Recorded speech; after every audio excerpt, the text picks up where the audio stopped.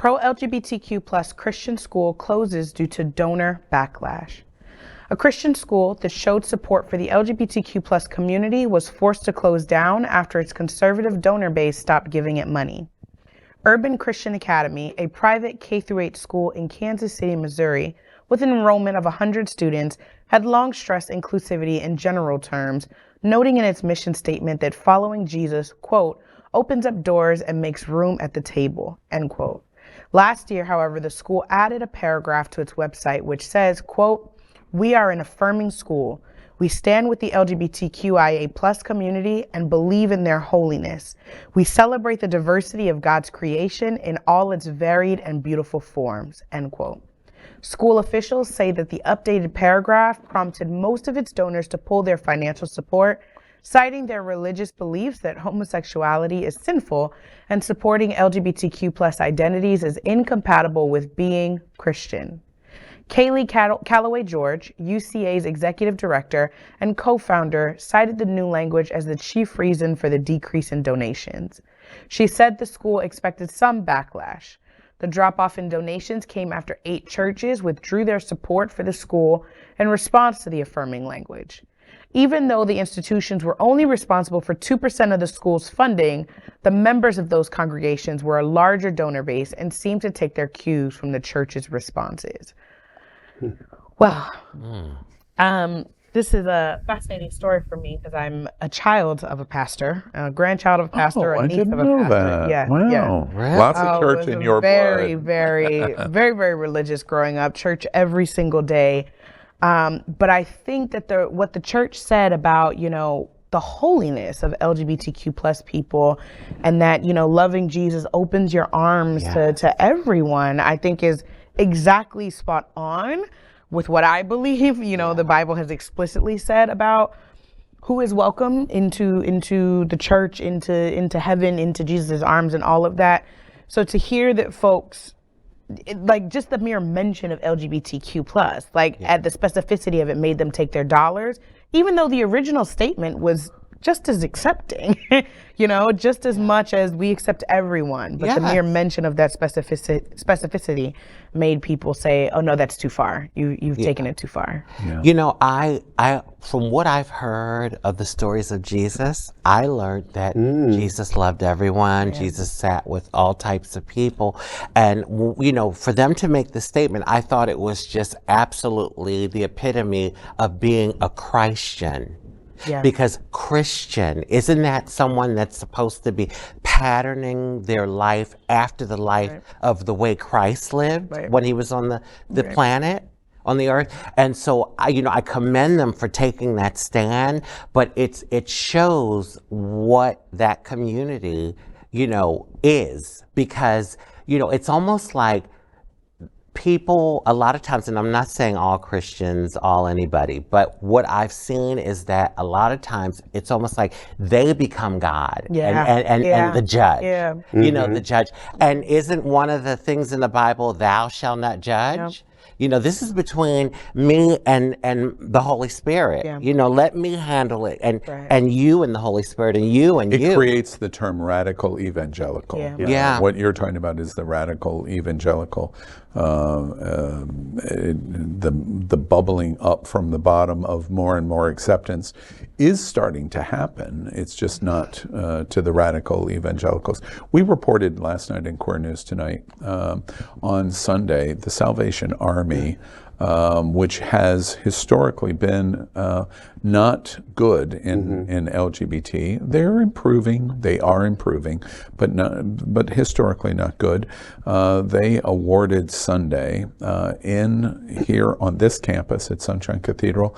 They awarded Sunshine Cathedral their Community Hero of the Year. Wow. The organization Sunshine from Salvation Army. That's big. And it really is big. And what Salvation Army was saying is during one of the big reasons that they cited it, and we showed some video from it yesterday, was that during the pandemic, our food resources were running dry, and we put out a call to all kinds of churches, and we didn't quite understand what Sunshine Cathedral was, and we put out this call, and the only response that we got for weeks was from Sunshine Cathedral to help support them in food. And it surprised them so much that Sunshine would support the Salvation Army. The Salvation Army came back and said, wait, we want to make sure that we recognize we've got some work to do on improvement, and here's one of the ways that we will do that.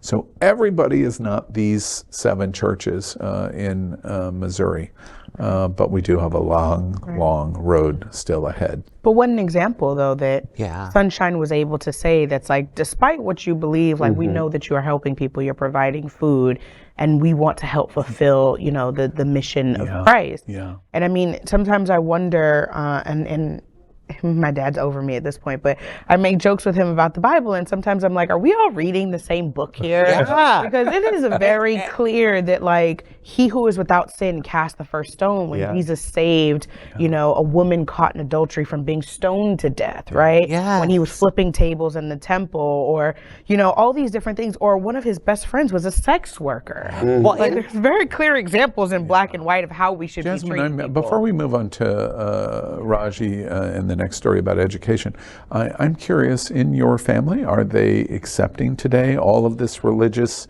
background and integration? Is it a good time or not necessarily a good time? My immediate family, my mother, my father, my sister, yes.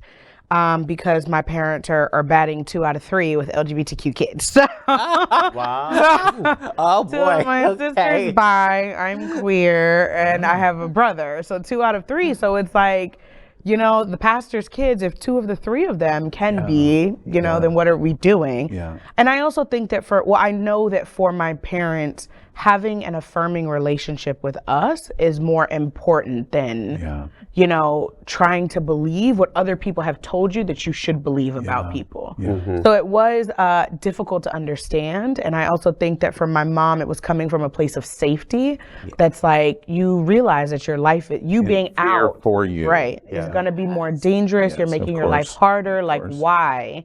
But then also, she is very clear that, you know, if you make a decision to not accept this, that means we're not here anymore. And she'd rather be like, I'm here with you. I'm on this journey. Like, let's do my this. child. Right.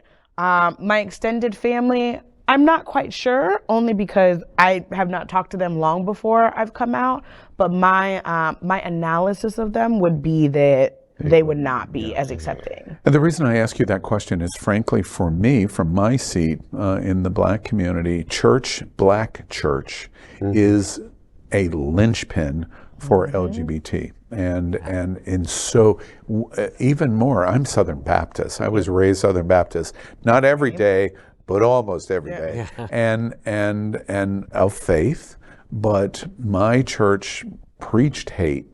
But honestly, my experiences in my Southern Baptist church was not the kind of hate that was preached in black church.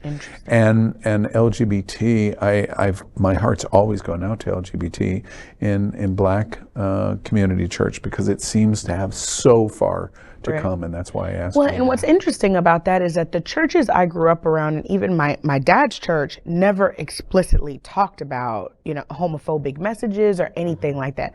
Never. And we were in church literally Sunday to Sunday, like wall to wall church. And I never remember a message that was explicitly about that. But it was also kind of understood in the way that's like, you know, one day you're going to grow up, you're going to marry a good man, the man is the head of the household, you'll have some kids, type of situation. Like, that was like the understood undertone to it, but and you know, being Christ-like and all these different things, but not in a way that was like homosexuality is a sin, as that I've seen in other churches. I think a lot of the black churches realize that if they spoke out against it too much, they lose their organ player, the singers in the choir. The pastor. Let's really get serious now. on another very special episode of Right. Tonight. Right. We could have a religious episode. Like, So, did you enjoy the show? I know you did. So make sure to click subscribe so you won't miss any of the events, news, or interviews right here on the Faye What Show. Ring the bell at the bottom of the screen, right there, so you'll be alerted every time we're live. You can also click on the Happening Out Television Network logo so you can see all of the shows on the most diverse LGBTQ plus media network. Find out just what we're doing to bring the L and the G together right here on the Faye What Show. Get the week started with me.